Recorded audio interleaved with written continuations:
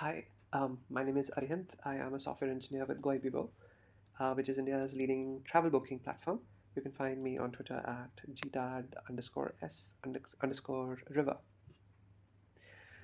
What we are what we are building today is a React breadcrumb component. Let me quickly show you how it looks like.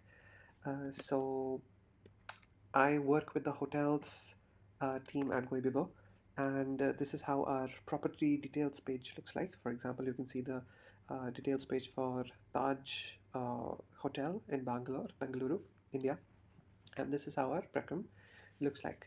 We have a Goibibo homepage link. We have Goibibo Hotels homepage link. We have a link about all the hotels and information in India, which is basically a purely SEO link. Just to show you what it looks like. There are just bunch of hotels and different all the different kinds of information about hotels, and there is heavy pagination so that we can leverage uh, rankings on search engines. Then there is the city property listing page. I'll quickly show you how it looks like. It is just a list of properties for that particular um, city, which is Bangalore or Bengaluru. And then at the end we have the name of the property. So this is what the breadcrumb looks like. So there is a sort of unique property about this breadcrumb in that it has both native anchor tags as well as React router links. Meaning if I click on this Goibibo page, for example, then there would be a fresh doc call that would happen. But if I click on this link, it would be a client-side routing. So this is like a feature for this was a need for us for our breadcrumb. So right. So what are our breadcrumb components requirements?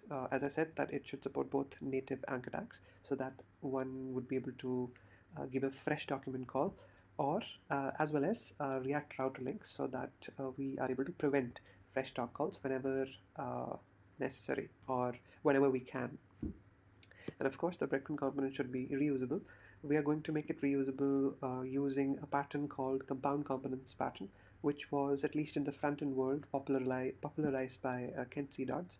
There is a very detailed article about compound components, which you can visit here. I'll put the link in the description also. And also, because of the reusability, we would be able to very easily take care of SEO schema HTML attributes. If you do not know what these are, I'll just quickly walk you through. So, schema.org is a one-stop location where you can see what it is all about. It is like a basic, it is a vocabulary built on top of HTML, which one can leverage to tell the search engines, to give the search engines additional information about what is there on your page. So there are a lot of like schema information that one can put. For example, if one has reviews of any kind in the page, if there is a place mentioned, local business, restaurant, a person's information, organization, and so on and so forth. Um, because we're going to use breadcrumb, we're going to see what breadcrumbs schema would look like. So it would look something like this. We would have these additional HTML attributes, for example, item type, which tells the search engine that it is a breadcrumb list, and an li would have an item prop of item list element, which would let them know that it is the item, or one of the items, breadcrumb items of the breadcrumb list, and so on and so forth. I won't go deep into what are all the other HTML attributes.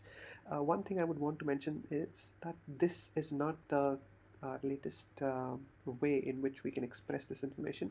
JSON LD is a format which is sort of self-explanatory here, which is the most reusable format, because one does not have to link any kind of information, schema information, with a particular element in the markup, because of which it sort of decouples the schema information from the markup.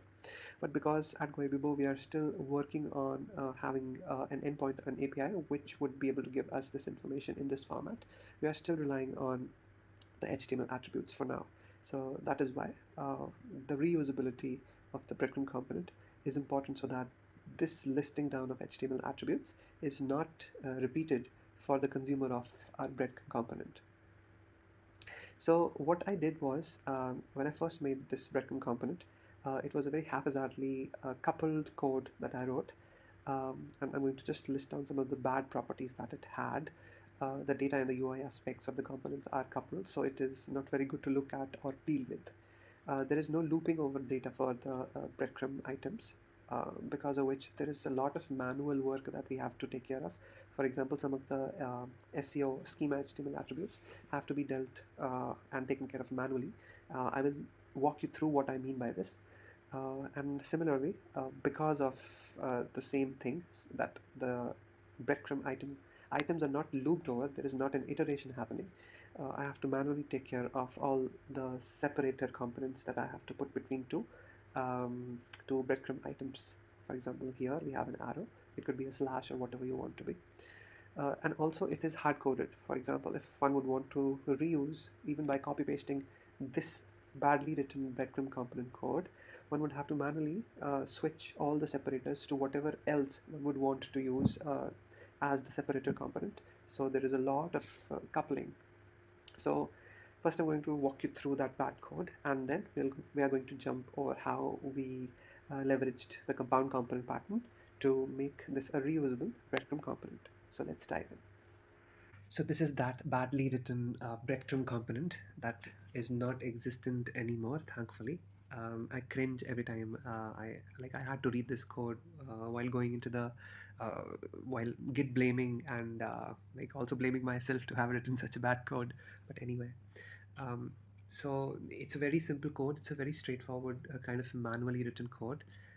This is the top container for the item type prop called this bunch. This is like the schema thing that I told you about, and this is our list, and this has those schema HTML attributes as well. And then we have all the breadcrumb items that are here. I had manually put them in. So because this is a native anchor tag link for a fresh document call, I have a component named similarly, and I wrapped Goibibo and the link for it as shown here. And then there is a prop called position for structured SEO, which is a sort of like, if we'll go into it, I'll be able to show you better. So there is a meta tag with an item prop called position with a content HTML attribute called which we are filling for it. So basically, this value for this item will be 1, for this 2, 3, 4, 5, and to be able to tell the search engines that what item is at what position, basically just that. So I've manually put it here, and for this route, as we had earlier seen, that this is a client-side route, there is not going to be a fresh document call for it. So this is wrapped in a React router link, and similarly for it also, there is the position for structured SEO prop for that meta tag. And this is now where things going to start very howry. If you are a seasoned developer, you would already be giving all sort of explicitives. You would be throwing expletives on me about why I have done this. But at the time I wrote this code, I hadn't realized what I was doing because I had to deliver very quickly. I chose the shortest possible way. So, because there is a possibility with our data that for one particular hotel or one particular property, there wouldn't come the country name and the country URL, so we wouldn't have to show this breadcrumb item as shown here by this conditional. If there is, I have to show the country, only then show this link. The problem with this is the problem start happening after. So up until now, I was sure for these two items that the positions for that meta thing would be 1 and 2, but for here, after this I start getting unsure. If it is there, this item has to be shown. The position would be 3, but if it is not there, I would have to check for it in the next item, and then according to that give the next item's position, as you can see here. And even after that, I have to, for the last item, I have to check for the existence of both of these, which I've done separately here. If show country and show city, show show city. Wow, show city is there. Then the position for that hotel name would be 5. If either one of them is not there, then the position would be 4. If both of them are not there, then by default its position would be 3. So this is bonkers. This is bonkers code, uh, which I had written. So this was a learning experience for me of how I could abstract all of this manual thing out. I forgot to mention one thing. So for example, for all the things, I have to manually take care of where to put the separator component, this arrow. So if the show country is there, I have to show the country, then only have to show a separator, and so forth. The similar kind of thing for the city as well. So as you can see, like this is manually written code. If somebody wants to reuse it, one would have to copy paste the whole code and manually make changes wherever they would want, they would have to, which is not a very good thing. It is as good as writing that this whole component again, because one has to understand also what the very disturbing things are happening here. Now what we're going to do is we're going to walk through the code which makes this code encapsulated, reusable, in a way that is very also aesthetically pleasing, uh, is very pleasing to the eye as well. So let's dive into that better code now. So let us first see what that breadcrumb component API looks like. The best way would be to show you. So here's that breadcrumb component which we are going to go into. It just takes two things: children's array. So it is mandatory that it has multiple arrays. Oh, sorry, multiple children. Only then there it would make sense to have a breadcrumb, otherwise not. And then the second prop that it takes is a separator prop, which is like a React component itself. For example, here I have a custom separator which is just a right arrow kind of thing that is there, and that is it. So I have some children which are basically just spans here just for showing purposes, and we have a custom separator which is right arrow, and it looks like this. So we have this. If we want more breadcrumb items, we can just add them and they will show here. If you want to change the separator to something else, for example a slash maybe, we can do that as well and it will change. So as you can see, the component has already started feeling very reusable. So what I'm going to do is I'm going to remove this code that I had used to show how the breadcrumb component looks like and works. We are going to go back to our data that we have for our property and see how that is being shown here. So I have separated out that data in an array of objects. So it consists of a text property which is mandatory for all the objects. I have not enforced the mandatoriness, if that's a word, for the text property in the TypeScript types, but we can do that. I'm not going to do that now. There is something called router link and there is something called native link. As you would have already guessed, if one object has a native link, the breadcrumb item corresponding to that would be a browser native anchor tag, which would incite a fresh Docker call. But if the object would have the router link, for example here for the hotels, as we had seen before as well, it would be a client-side route. It would not instigate. Is that a word? Instigate meaning. Yes, it would not instigate a fresh start call. So I have this Goibibo, I have the hotel's homepage, I have the country name and country URL, which I've, for the sake of showing, I've kept them statically here in variables. So we have country name and country URL for this. We have city name and city URL for this, and then the hotel name. So this is the data which we are looping over inside our breadcrumb component. We're going to go into that, what that breadcrumb component looks like very soon.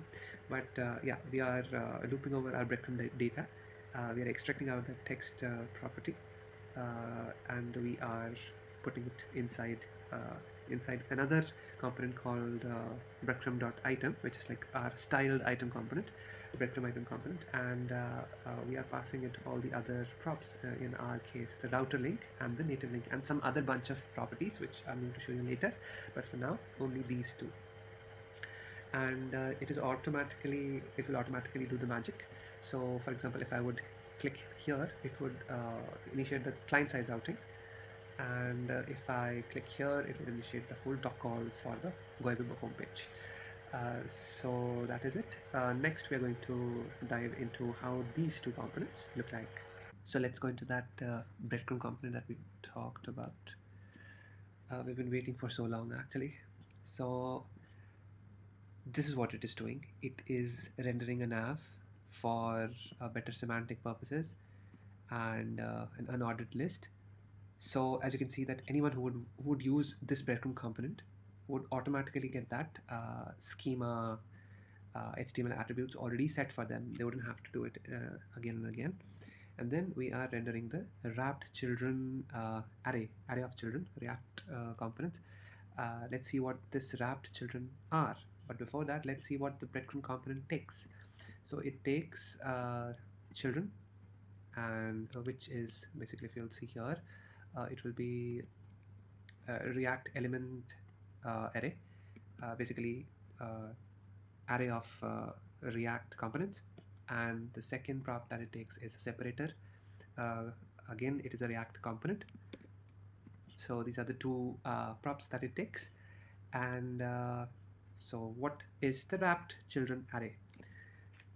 We are taking the children array that we are array of React components that we are getting, and we are iterating over them using react.children.map utility that React gives us, and we are rendering the li, the list element, the breadcrumb list element in here.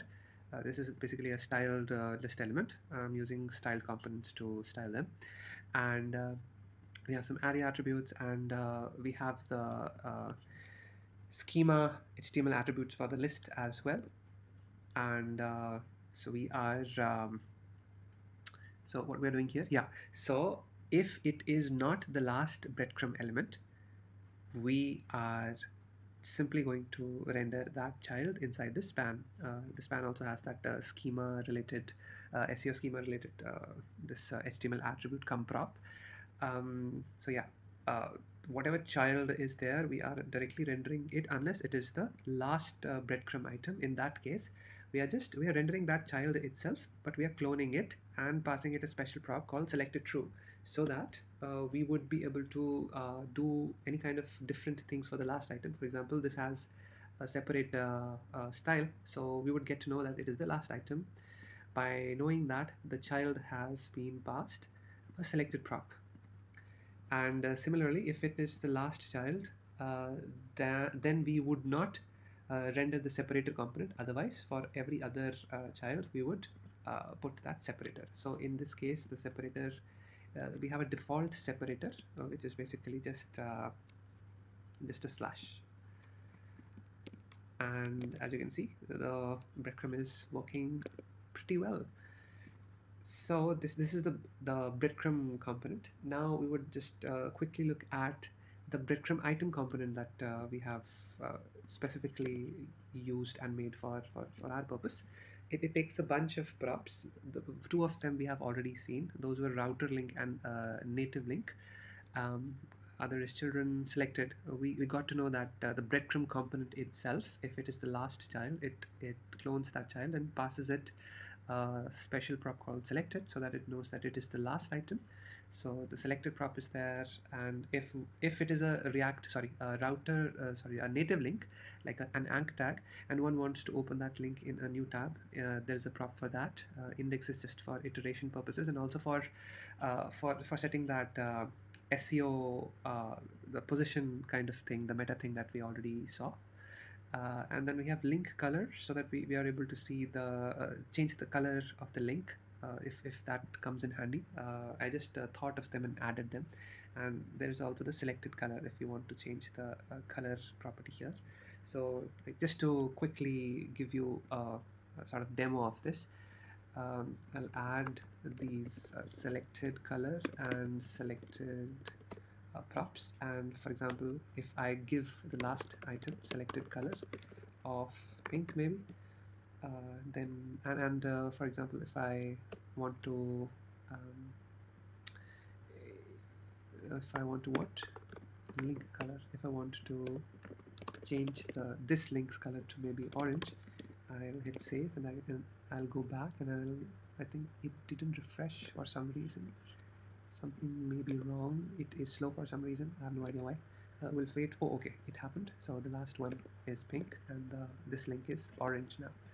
So I just found it handy to do. So I just added the support for that. I'll just undo it quickly and we'll go off into the breadcrumb item again. So these were the props that it takes, and it's basically just doing very normal things.